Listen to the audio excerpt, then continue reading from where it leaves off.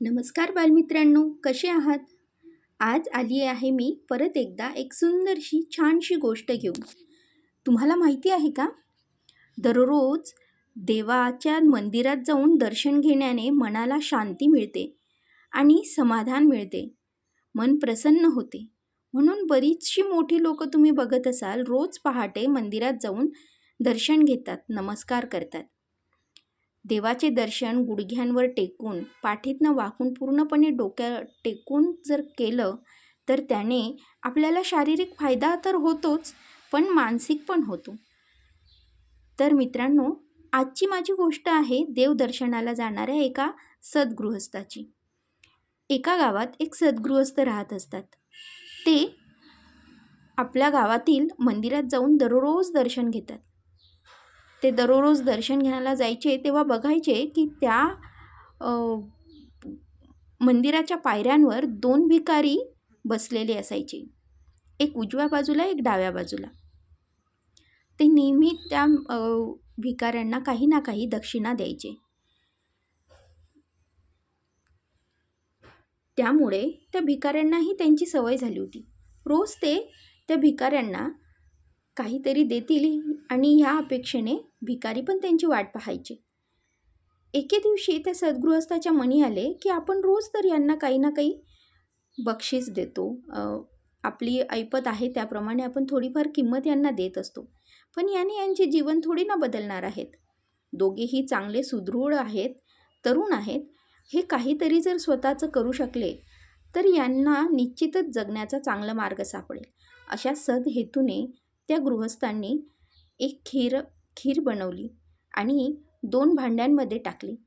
त्यापैकी एका भांड्यात त्यांनी चांदीची नाणी टाकली आणि ते दोघं भांडे घेऊन ते मंदिरात गेले. आणि जसेही ते भिकारी, ते गृहस्थ आल्यावर आनंदित होऊन पुढे आले, तसं त्यांनी ते खिरीचे 2 पात्र त्या दोघांना दिली. आता यातल्या एका पात्रात चांदीची नाणी होती. हे त्या भिकाऱ्यांना माहिती नव्हतं, पण त्या सद्गृहस्थांना नक्कीच माहिती होतं. खिरीचं पात्र बघून त्या मंदिरात असलेला तो एक भिकारी, तो जरा निराश झाला. तो म्हटला, हे काय, खीर तर आता पिऊन घेईल, आता पुरतं होईल.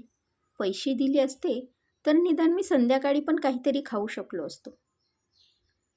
पण दुसऱ्याने खूप आनंदाने ते खिरीचं पात्र घेतलं आणि देवाचे आभार मानले. म्हणाला, देव बाप्पा, तू आज तर मला मिष्टान्नाचंच जेवण दिलंस. मी तुझा खूप खूप आभारी आहे. हे सर्व तुझ्याच कृपेने घडते. त्याने आपलं खिरीचं पात्र तोंडाला लावलं आणि खीर पूर्ण फस्त केली. पण त्याच्या खिरीच्या पात्रात चांदीची नाणी वगैरे नव्हती, त्यामुळे ते पात्र रिकामच होतं. पण जो दुसरा भिकारी होता, त्याचं मन समाधान नव्हतं. त्याने त्याचं स्वतःचं खिरीचं पात्र ह्या पहिल्या भिकाऱ्याला देऊन दिले. आणि काय झालं तर त्याची पण खीर यानेच पिली आणि खाली निघालेली चांदीची नाणी याला मिळाली. दुसऱ्या दिवसापासून तो भिकारी त्या पायऱ्यांवर कधीच दिसला नाही. सद्गृहस्थाला त्यामागचं कारण समजलं, पण हा पहिला भिकारी भिकारीच राहिला.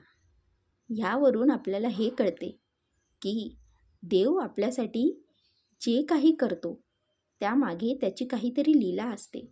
ती समजून घ्यावी आणि आपल्या जीवनात शक्यतो बदल करण्याचा प्रयत्न करावा. समाधानी राहावं, आनंदी राहावं, म्हणजे आपल्याला भरघोस आनंद मिळतो, यश मिळतं आणि आपण समाधानी बनू शकतो. तर चला बालमित्रांनो, पुन्हा एकदा भेटू अशाच एका छानशा कथेत.